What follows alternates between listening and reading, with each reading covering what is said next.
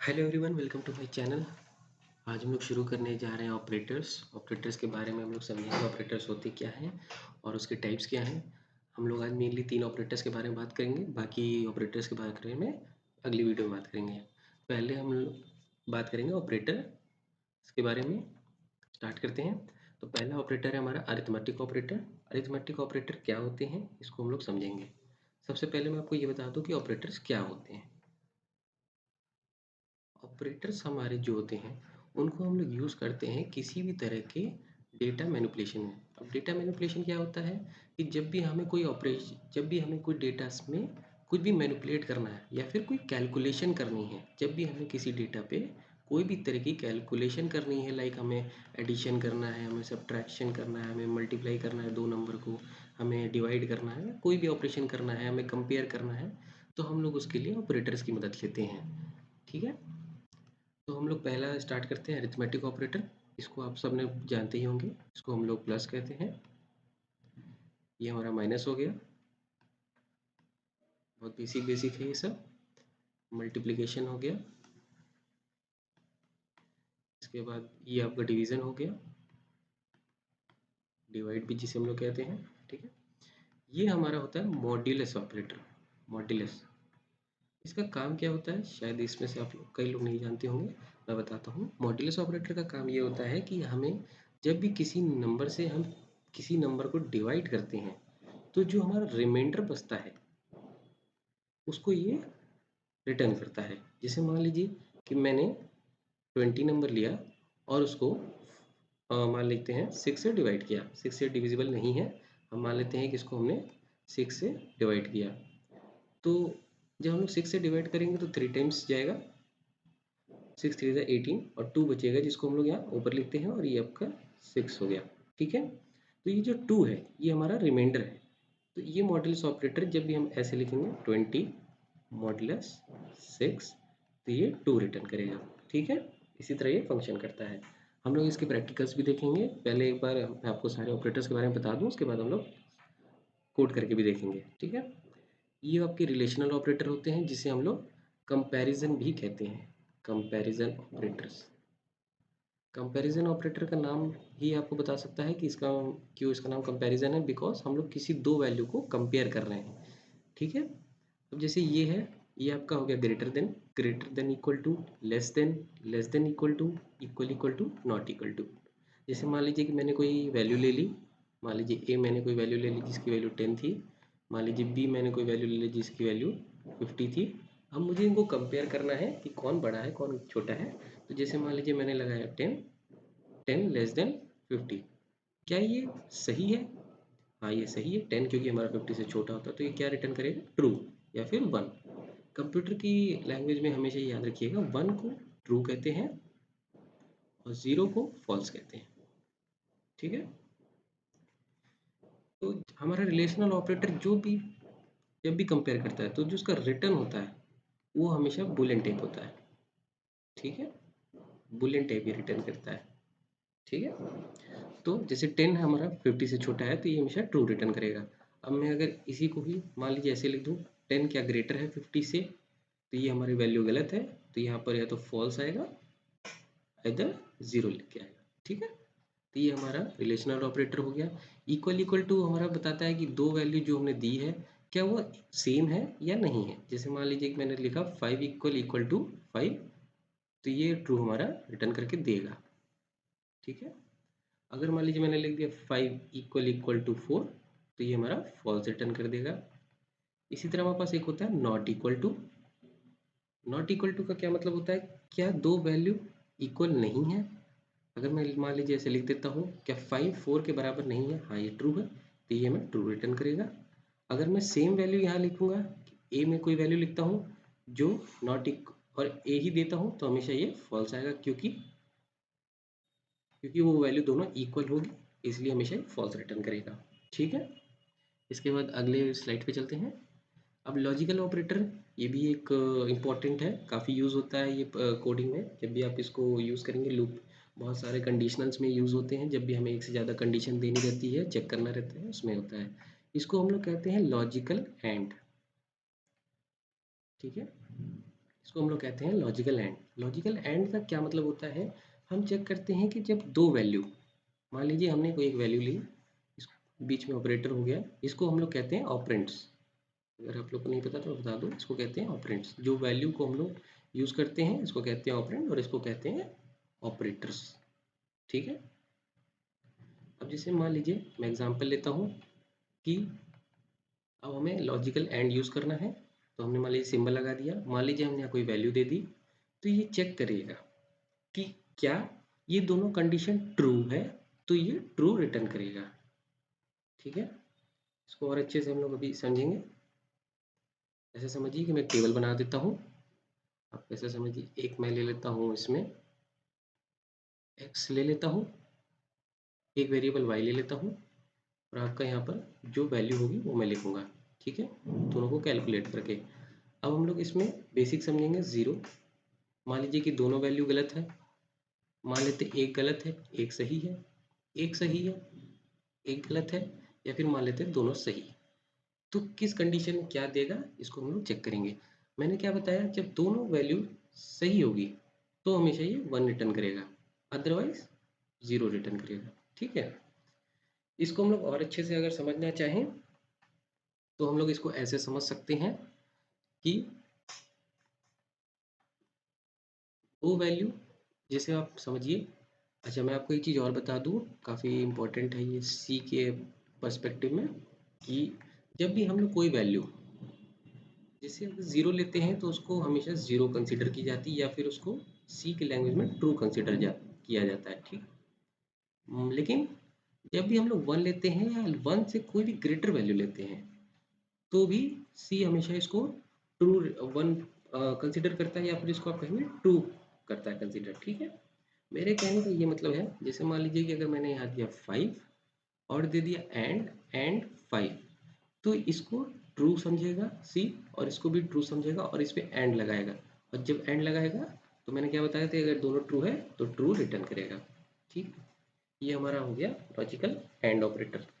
अब इसी तरह होता है लॉजिकल और। लॉजिकल और का भी छोटा सा कंसेप्ट है, अगर आपको याद करने में डिफिकल्टी हो रही है तो उसकी एक छोटी सी मैं ट्रिक भी बता दूंगा आखिर में। ठीक है।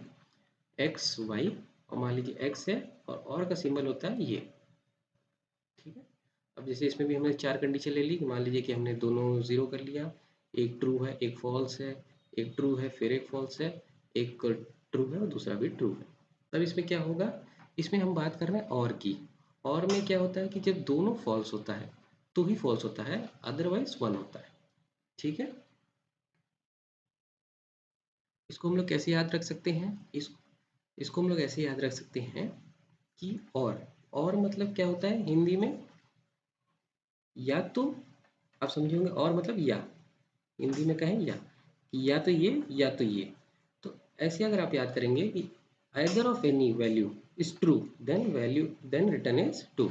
अगर आप चेक करेंगे, देखिए कोई एक भी वैल्यू अगर ट्रू है हमारी, कोई भी एक वैल्यू ट्रू है, इसमें आप ये भी ले सकते हैं चाहे राइट वाला भी ले सकते हैं, अगर कोई भी वैल्यू ट्रू है तो ये ट्रू रिटर्न करता है। ठीक है। इसी तरह अगर हम लोग पिछली स्लाइड में देखें एंड में, तो इसमें ये होता है कि जब तक दोनों वैल्यू ट्रू नहीं होगी तब तक एंड मतलब क्या होता है कि और, एंड मतलब आपका और, कि मतलब दोनों वैल्यू हमें चाहिए। तो जब तक दोनों वन नहीं होगा तब तक ये वन नहीं देगा। अगर एक भी इनपुट हमारा डाउन है या ज़ीरो है या फॉल्स है, तो हम उस तो उसका रिटर्न क्या होगा, ज़ीरो। ठीक, यानी या तो फॉल्स कह लीजिए आप। इसके बाद हम लोग समझेंगे एक और ऑपरेटर इसी का ही, लॉजिकल नॉट। अब लॉजिकल नॉट क्या होता है, लॉजिकल नॉट का सिंबल ये होता है ये आपका पार्क हो गया। ठीक है। इसका इसका ये मीनिंग होता है कि जब हम लोग ज़ीरो देंगे और इसके आगे हम लोग लॉजिकल नॉट लगाते हैं, तो ये इसको वन में कन्वर्ट कर देगा, और अगर वन देते हैं तो इसको ज़ीरो में कन्वर्ट कर देगा। ठीक है, समझ गए। ये छोटा सा लॉजिक है कि ये बस इसको अपोजिट कर दे रहा है, ट्रू को फॉल्स कर देता है और फॉल्स को ट्रू कर देता है। ठीक है। अब इसको हम लोग कोड करने का भी देख लेते हैं। हम लोग ने देव सी प्लस प्लस पे हम कोड करके देख लेते हैं कि हमारा आउटपुट कैसे आता है। हाँ, तो ये हमारा कोड है, आप इसमें देख सकते हैं। हमने इसको लिखा है hash include studio dot H. मैंने आपको पहले ही बताया था ये हमारा बताता है कि ये हेडर फाइल हमने इंक्लूड की है, ठीक है। इसके बाद INT जो हमारा रिटर्न टाइप बताता है, मेन हमारा फंक्शन का नाम हो गया, ठीक है। इसके बाद ये हमारे स्कोप हो गया। इसके बाद ये हमारा INT क्या है, डेटा टाइप है। ए हमारा वेरिएबल का नाम है जिसे हम लोग आइडेंटिफायर भी कहते हैं। इक्वल टू हमारा असाइनमेंट ऑपरेटर है, इसके बारे में भी अगली वीडियो में बात करेंगे। और ये हमारी वैल्यू है जो हम ए को असाइन कर रहे हैं। तो इसमें हो क्या रहा है, इसमें हो ये रहा है कि हम 20 जो वैल्यू है वो ए को असाइन कर रहे हैं और 9 वैल्यू जो है वो बी को असाइन कर रहे हैं, ठीक है। सेमीकोलन का मतलब ये है कि ये लाइन एंड हो चुकी है, इसके बाद कंपाइलर दूसरी लाइन पर चला जाएगा एग्जीक्यूट करने। जैसे यहाँ जाएगा वो बी में 9 स्टोर कर लेगा। इसके बाद प्रिंटफ हमारा हमने पहले भी देखा है, ये एक बिल्ट इन फंक्शन है जो studio.h हेडर के फाइल के अंदर ही रिटन है पहले से। इसके बाद ये हमने मैसेज लिखा है जो आउटपुट में अपीयर होगा, ठीक है। इसमें हमने लिखा है वैल्यू ऑफ ए को हम पहले प्रिंट करा रहे हैं और ये हमारा हो गया था, इसको मैंने पहले भी डिस्कस किया है, फॉर्मेट स्पेसिफायर है, ठीक है। इसके बाद हम लोग कॉमा करके यहाँ पर जो वैल्यू होती है उसको प्रिंट करा सकते हैं, ठीक है। आप यहाँ देख पा रहे होंगे स्लैशन, स्लैशन का ये मीनिंग होता है कि जब ये यहाँ तक जब प्रिंट हो जाएगा, इसके बाद स्लैशन का मतलब होता है यहाँ पर जाके लाइन चेंज कर देगा, नेक्स्ट लाइन पे चला जाएगा, ठीक है। इसको हम लोग कहते हैं कमेंट्स।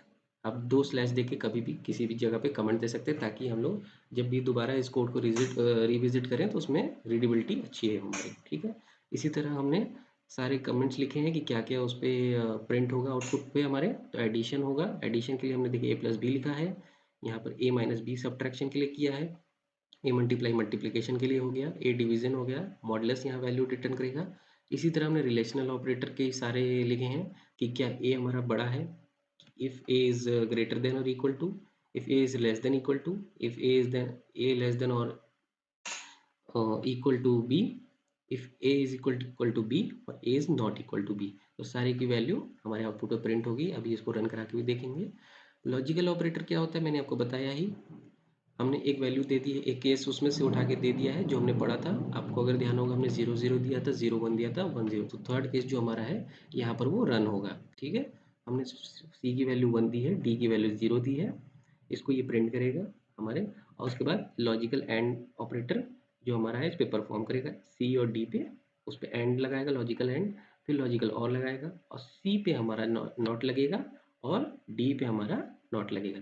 इसके बाद हम लोग यहाँ से इसको रन कंपाइल एंड एग्जीक्यूट कर सकते हैं। देखिए इसमें कोई एरर नहीं था। तो वैल्यू ऑफ ए क्या है हमारा 20 है, बी की वैल्यू क्या है 9 है। एक मिनट दीजिएगा। हाँ, हम लोग यहाँ ये देख सकते हैं।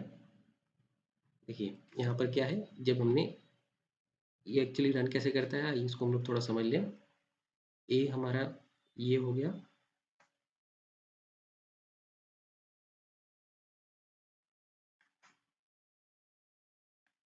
हाँ। हम लोग यहाँ से देख सकते हैं कि क्या होता है, जैसे ही ये कंपाइल होगा ये प्रोग्राम, ऐसे ही 2 बॉक्स बनेंगे मेमोरी में, ए और बी के नाम से, ए बी। इसमें वैल्यू जो है वो 20 असाइन हो जाएगी, इसमें जो होगी 9 असाइन हो जाएगी, ठीक है। इसके बाद ये हमें पता है कि 20 + 9 29 होता है। तो देखिए यहाँ इसका वैल्यू आ गया, 20 - 9 इज 11, 20 - 9 इज 11। तो यहाँ हो गया। इसके बाद मल्टीप्लिकेशन हो गया, 20 × 9 180, डिवाइड करेंगे तो 20 / 9।